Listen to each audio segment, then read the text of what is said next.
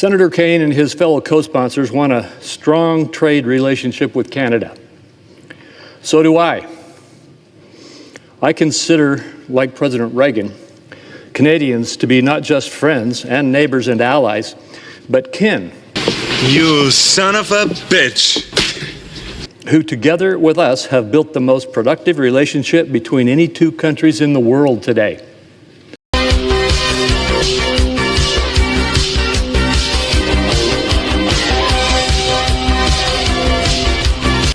By the way, I would note that the tariffs that President Trump announced today did not get applied to Canada. What we're talking about here today, however, in Senator Kaine's resolution, is not about our trading relationship. It is about the emergency stemming from fentanyl and illegal immigration. Senator Kaine and the other co-sponsors are challenging the how, meaning the means of what President Trump is doing, the threat of tariffs, through which President Trump addresses a national emergency. The Senate, however, is set up to vote on this proposal, however, today, on the why, whether an emergency exists. Under President Biden's watch, the number of people arrested on the northern border rose more than tenfold from 2022 to 2024. No. Wait.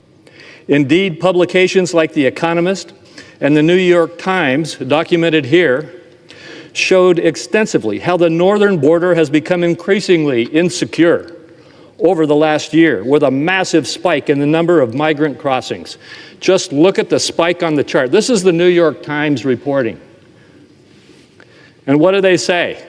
Illegal migrant crossings skyrocketed 50-fold under the Biden-Harris administration at the northern border. That includes New York. Indeed, we have a crisis at the northern border. It is a fentanyl crisis and a migration crisis. In considering these figures, I want to emphasize, I don't blame Canada. I blame President Biden. President Biden repeatedly refused to prioritize border security.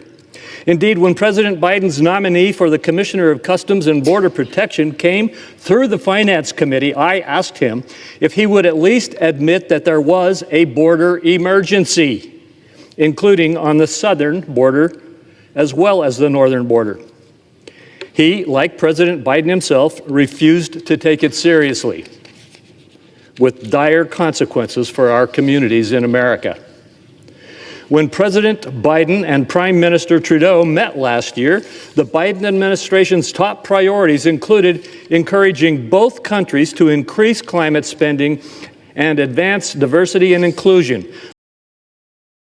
But when it came to common priorities that Americans actually wanted to see progress on, like combating illegal immigration, President Biden's view was that we should both, Canada and the United States, should both expand pathways to allow more migrants into the country and to promote Canada accepting 15,000 migrants.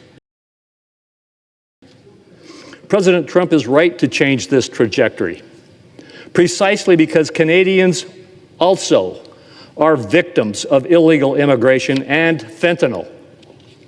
We must both prioritize these threats to our citizens. To sum it up, when my colleagues and I meet constituents who suffered at the hands of criminal elements which crossed illegally into the United States or from smuggled fentanyl, we do not consider them to be any more or less a victim depending on which border their harm illegally crossed.